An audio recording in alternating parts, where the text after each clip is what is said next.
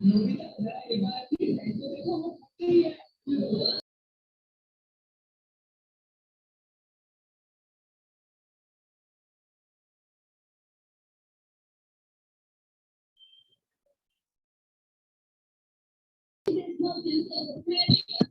morning, ma'am. Good morning, friends. Good morning, ma'am. Good morning, ma'am. Good morning. Good morning, ma'am. Good morning.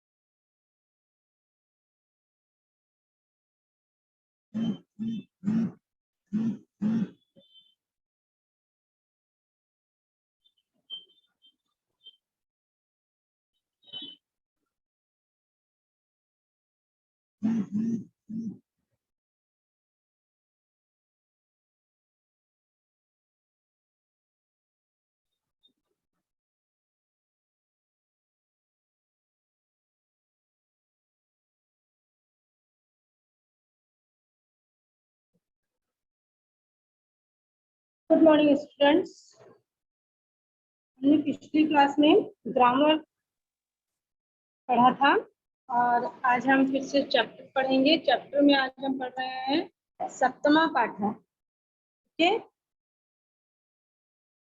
Okay, ma'am.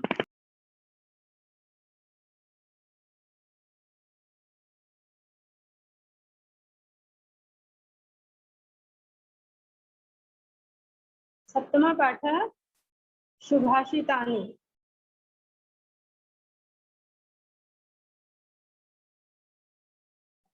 सुभाषितानि तो ये श्लोक वाला chapter है, इसे ध्यान से देखिए।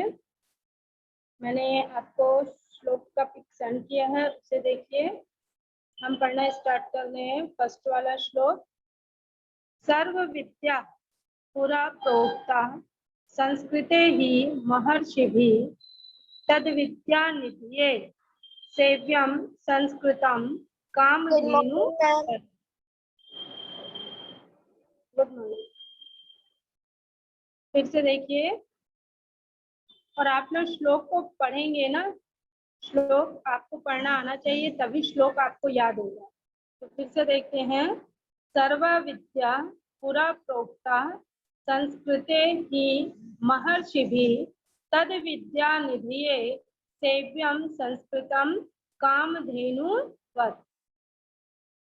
सर्वा मतलब होता है सभी, पुरा मतलब पहले, प्रोक्ता मतलब कहीं, महर्षि भी मतलब होता है महान ऋषियों द्वारा, निधिये निधिये मतलब होता है खजाने के लिए, सेव्यम मतलब होता है सेवा करनी चाहिए।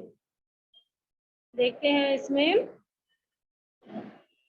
सर्वा विद्या पुरा प्रोक्ता मतलब महर्षियों द्वारा प्राचीन काल से ही, पहले बोला है ना, पुरा मतलब प्राचीन, प्राचीन मतलब भी पूरा पहले होता है।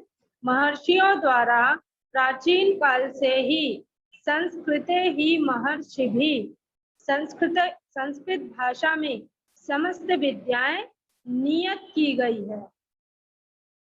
महर्षियों द्वारा प्राचीन काल से ही संस्कृत भाषा में समस्त विद्याएं नियत की गई है। फिर है तद विद्या निधये सेव्यम, उन विद्या रूपी खजाने हेतु संस्कृतम कामधेनुवत, कामधेनु के समान संस्कृत भाषा की सेवा करनी चाहिए। उन विद्या रूपी खजाने हेतु कामधेनु के समान संस्कृत भाषा की सेवा करनी चाहिए। यहाँ पर यह बता रहा है कि जैसे महर्षियों द्वारा प्राचीन काल में ही, मतलब पुराने कालों से ही संस्कृत भाषा में समस्त विद्याएं नियत की गई है, मतलब संस्कृत विद्या में सारी चीजें समाहित है, इसके अंदर रखी गई है, उसी तरह हमें इन विद्या रूपी खजाने हेतु कामधेनु की जिस तरह से सेवा की जाती है, उसी तरह हमें संस्कृत भाषा की सेवा करनी चाहिए। मतलब कामधेनु एक गाय का नाम है, बट ये रहती कहाँ है, ये भगवानों के पास रहती है। और कामधेनु का दूसरा रूप ये भी है कि जो सभी चीज से हमें परिपूर्ण करे, उसे कामधेनु कहते हैं। तो कामधेनु गाय के समान ही हमें इस संस्कृत भाषा की सेवा करनी चाहिए, क्योंकि हमारे महर्षियों ने प्राचीन काल से ही संस्कृत भाषा में बहुत सारी सभी विद्याएं नियत करके रखी है। फिर से देखते हैं, सर्वा विद्या पुरा प्रोक्ता संस्कृते ही महर्षि भी तद विद्या निधिये सेव्यम संस्कृतम कामधेनुवत। महर्षियों द्वारा प्राचीन काल से ही संस्कृत भाषा में समस्त विद्याएं नियत की गई हैं। उन विद्या रूपी खजाने हेतु कामधेनु के समान हमें संस्कृत भाषा की सेवा करनी चाहिए। वायुना, सेकंड श्लोक, फर्स्ट श्लोक समझ आया आपको? Yes ma'am. ओके, चलिए सेकंड श्लोक देखते हैं। वायुना शोधिका वृक्ष रोगाणां पहारका तस्माद् रोपणमेतेषां रक्षणं च हितावहम्। शोधिका मतलब होता है शुद्ध करने वाला, अपहारका मतलब होता है दूर भगाने वाले, रोपणम मतलब होता है लगाना, रक्षणम मतलब होता है रक्षा करना, हितावहम मतलब हितकारी। मतलब यहाँ पर आपको यह बता रहा है कि वायु नाम शोधिका वृक्ष, वृक्ष वायु को शुद्ध करने वाले, मतलब वृक्ष से ही हमारा जो वातावरण है वह शुद्ध होता है। रोगाणाम पहारका, तथा रोगों को भगाने वाले होते हैं।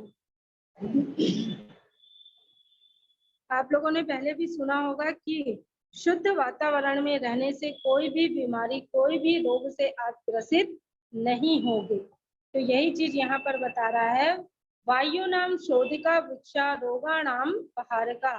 वृक्ष जो है वो वायु को शुद्ध करता है और रोगों को दूर भगाने वाले होते हैं। तस्माद रोपण मेतेषाम, इसलिए उनको, मतलब किसको, वृक्षों को लगाना और रक्षणम च हितावहम, उनकी रक्षा करनी चाहिए। तस्माद रोपण मेतेषाम रक्षणम च हितावहम, इसलिए वृक्षों को लगाना चाहिए और उनकी रक्षा करना हमारे लिए भी हितकारी है। फिर से देखते हैं, वायु नाम शोधिका वृक्षा रोगाणाम पहारका तस्माद रोपण मेतेषाम रक्षणम च हितावहम। वृक्ष वायु को शुद्ध करने वाले तथा रोगों को दूर भगाने वाले होते हैं, इसलिए वृक्षों को लगाना चाहिए और उनकी रक्षा करना हमारे लिए भी हितकारी है। थर्ड वाला देखते हैं, त्वक शाखा पत्र मूलेश्च पुष्प फल प्रसादी भी प्रत्यंगैर रूप कुर्वन्ति वृक्षा सद्भि समम सदा। देखिए श्लोक को फिर से देखिए, क्या पढ़ रही हूं मैं? त्वक शाखा पत्र मूलेश्च, मैं आपको तोड़कर बता रही हूँ पढ़ना। त्वक, शाखा, पत्र, मूलेश्च, पुष्प, फल, रसादिभिः प्रत्यंगैर रूप कुर्वन्ति वृक्षाः सदिभिः समम सदा। त्वक मतलब होता है त्वचा या छाल, प्रत्यंगे मतलब होता है संपूर्ण अंगों से, सद्भि समम मतलब होता है संतों के समान या सज्जनों के समान, उपकुर्वंती होता है उपकार करते हैं, मूले मतलब होता है जड़ से। यहाँ पर आपको बता रहा है त्वक, शाखा, पत्र, मूलेश, संतों के समान, वृक्ष अपनी छाल, शाखा, पत्ते, मूल, पुष्प, फल, रसादि भी, पुष्प, फल और रस आदि प्रत्यंगेर रूप कुर्वन्ति वृक्षा सद्भि समम सदा, समस्त अंगों से प्राणियों पर सदा उपकार करते हैं। किसके समान?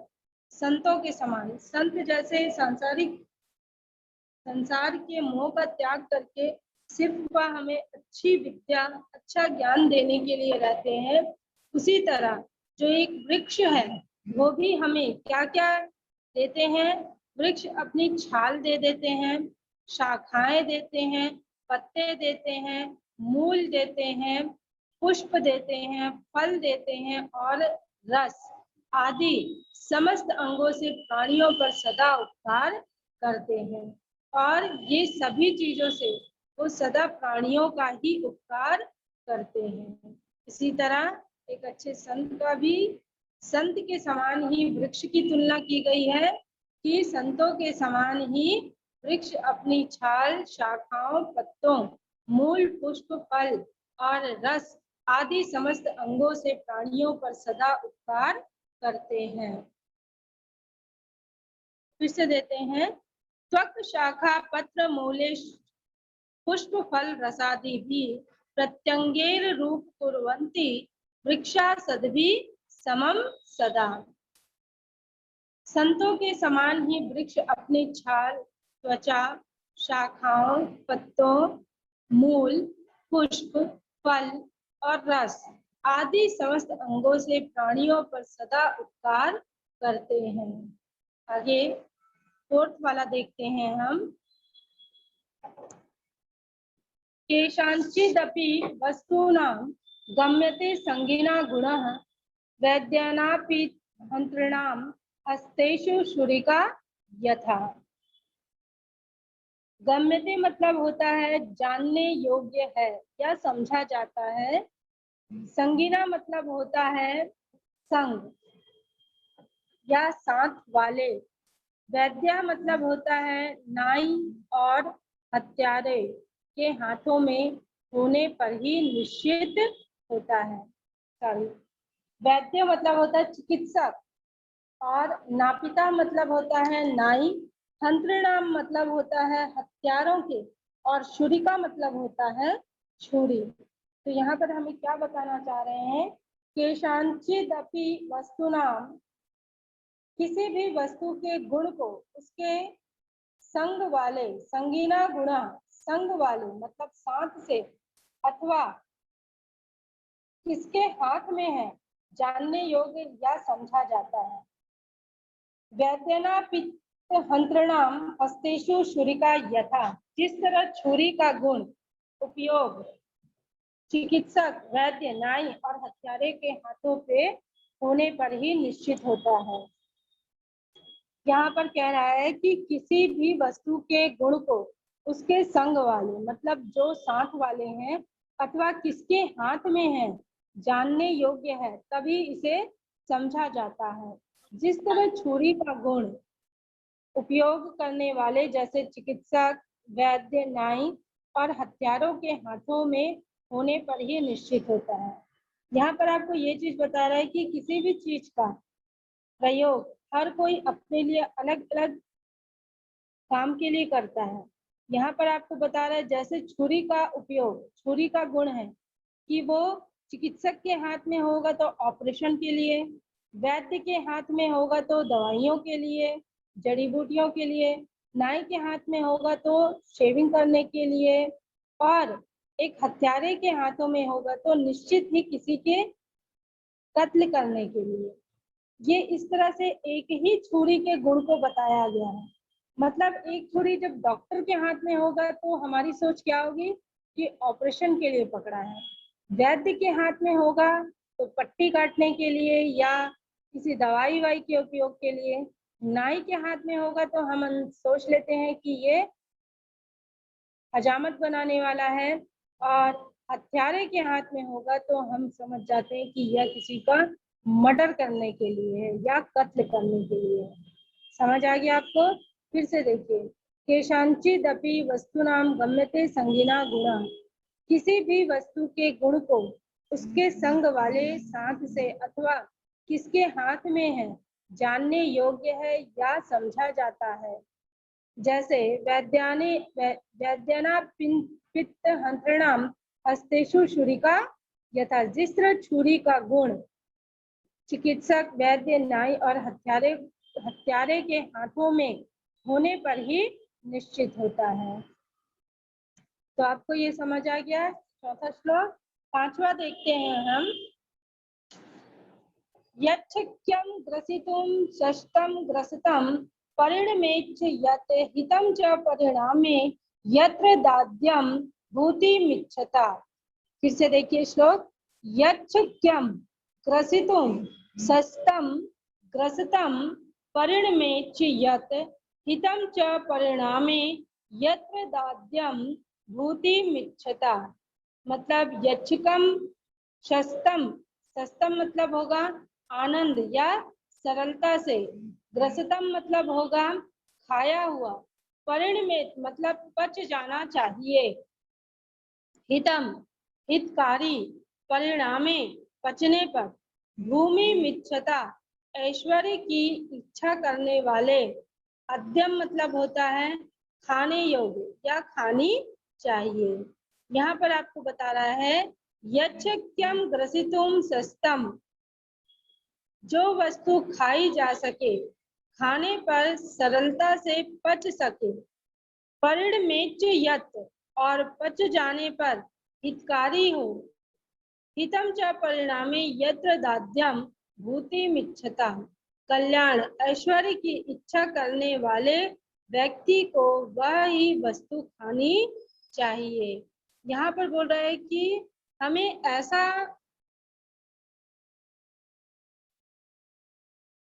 चीजों का सेवन करना चाहिए जो वस्तु खाई जा सके, खाने पर सरलता से पच सके और पच जाने पर हितकारी हो। मतलब हमें ऐसी चीजों का उपयोग करना चाहिए जिसे हम आसानी से खा सकते हैं। मतलब किसी चीज को खाओ तो दांत टूटने का डर रहता है या मसूड़ों को तकलीफ होती है, तो हमें ऐसी वस्तु खानी चाहिए जो आसानी से खाई जा सके और खाने के बाद बस सरलता से पच सके। ऐसा ना हो कि हम कुछ भी खा लें और हमारे पेट में दर्द हो जाए, ऐंठने लगे और परिणाम स्वरूप हमें कुछ और भुगतना पड़े। इससे अच्छा कहा जा रहा है कि ऐसी वस्तु खाई जा सके जो खाने पर सरलता से पच सके और पच जाने पर हितकारी हो, और पचने के बाद वो वस्तु हमारे शरीर के लिए फायदेमंद हो। हमें ऐसी वस्तु का सेवन करना चाहिए। कल्याण की इच्छा करने वाले व्यक्ति को वही वस्तु खानी चाहिए, और जिनको अपना शरीर स्वस्थ रखना है वह ऐसी ही वस्तुओं का सेवन करे तो ज्यादा अच्छा रहेगा।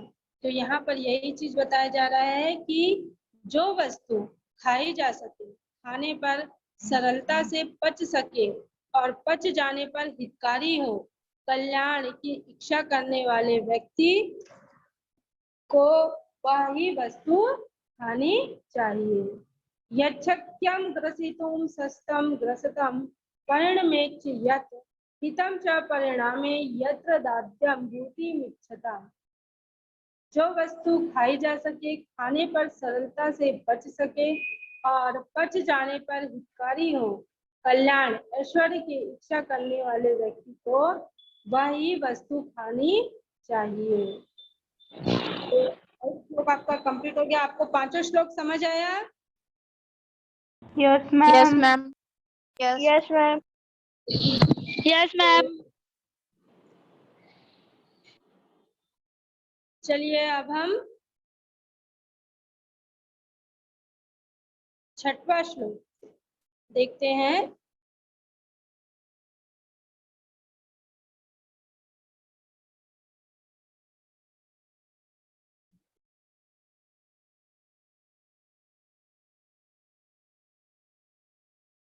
सिक्स्थ श्लोक।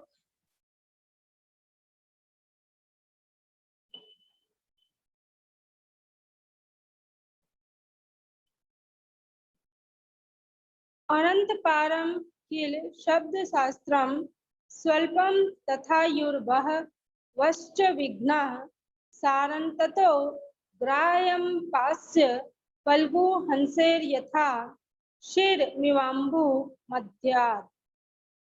शिरमिवाम्बु मध्यात्। यहाँ पर फिर से श्लोक देखिए एक बार। अनंत पारम किल शब्द शास्त्रम स्वल्पम तथार्युर्वः वश्च विघ्ना सारन्ततो ग्राह्यं पास्य फल्गु हंसेर्यथा शिरमिवाम्बु मध्यात्। अनंत मतलब होता है अनंतहीन, असीम। वह मतलब होता है बहुत। ग्राह्य मतलब होता है ग्रहण करना चाहिए। अपाद से मतलब होता है छोड़कर। फल्गु मतलब होता है सारहीन। अम्बुमध्यात् जल के मध्य, जल में मिले हुए।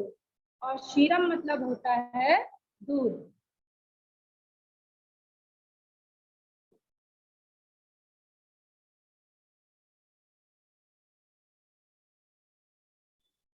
यहाँ पर हमें यह बता रहे हैं अनंत पारम कील शब्द शास्त्रम स्वल्पम, मतलब शब्द शास्त्र का पार निश्चित ही अनंत है।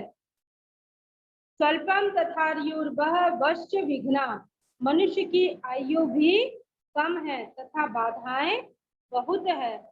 सारंततो ग्राह्यम पास्य फल्गु, इसलिए सारहीन को छोड़कर सार तत्व को उसी तरह ग्रहण करना चाहिए। हंसेर यथा क्षीर निवाम्बु मध्यात्, जिस तरह हंस जल के मध्य से दूध को ग्रहण करता है।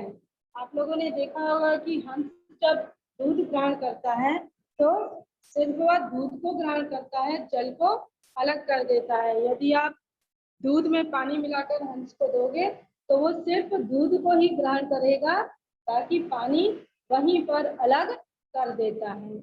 इसी तरह यहाँ पर कह रहे हैं कि जो शब्द शास्त्र का पार निश्चित ही अंत तक है, जो हमारे शब्द शास्त्र है उसको हम एक सीमा तक रख ही नहीं सकते, क्योंकि वो अनंत है। मनुष्य की आयु भी कम है तथा बाधाएं बहुत है, और मनुष्य की जितनी आयु है उससे कहीं ज्यादा, उसकी आयु से भी ज्यादा बाधाएं हैं।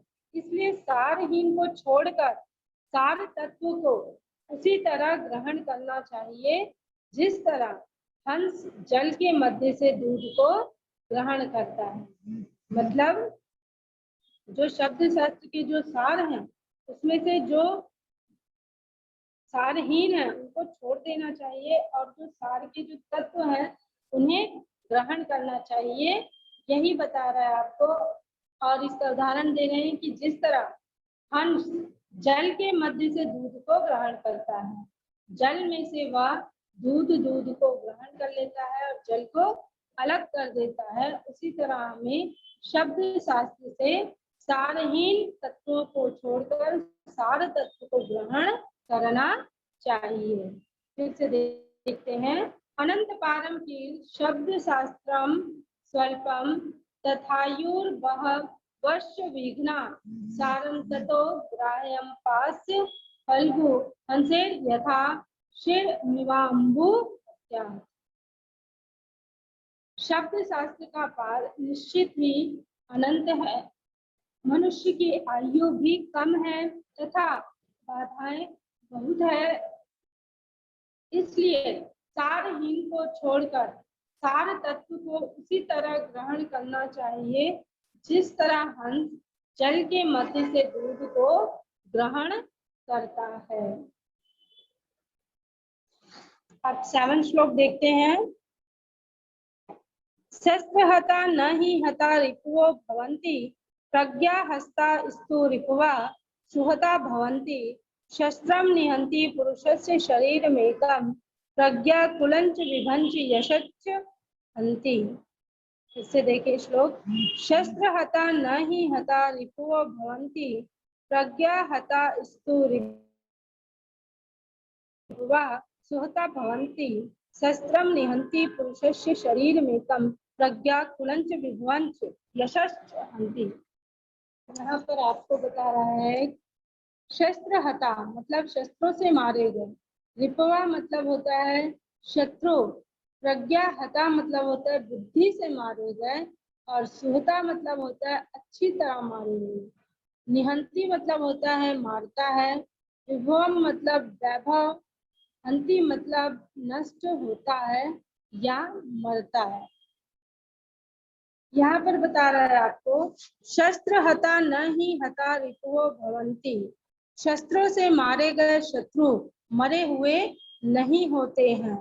प्रज्ञा हस्ता स्तु रिपुवा सुहता भवन्ति, परंतु बुद्धि से मारे गए शत्रु पूर्णतः मरे हुए होते हैं, क्योंकि शस्त्रम निहन्ति पुरुषस्य शरीरमेकं, शस्त्र मनुष्य के शरीर मात्र को मारता है। प्रज्ञा कुलंच विवंच यशश्च हन्ति, परंतु बुद्धि कुल वैभव और यश को अर्थात सब कुछ नष्ट कर देती है।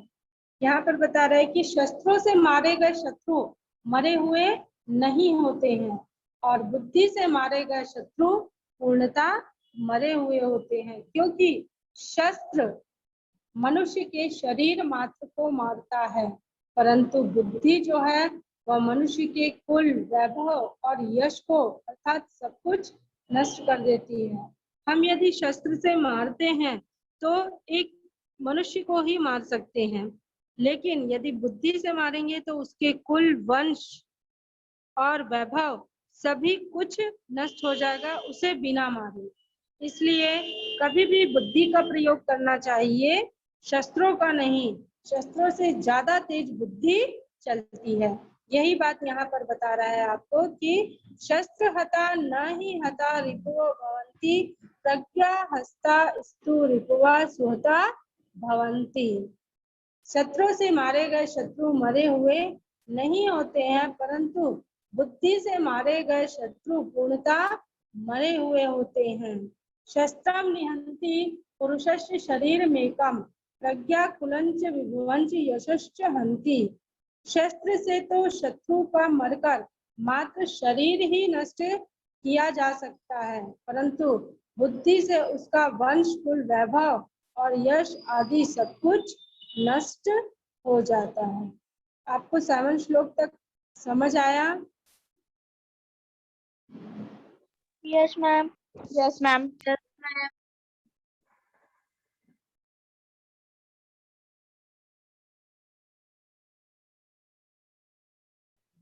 और किसी को कुछ जानना है श्लोक में? 7 श्लोक तक मैंने पढ़ाया है, आपको किसी को भी जानना है?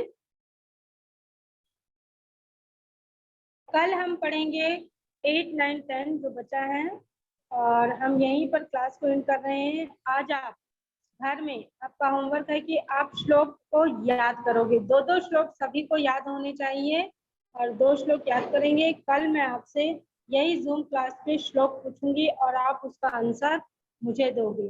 मतलब संस्कृत में ही आपको श्लोक सुनाना है, पूरे संस्कृत के शब्द आपको। ये कौन है, किसने किया ये?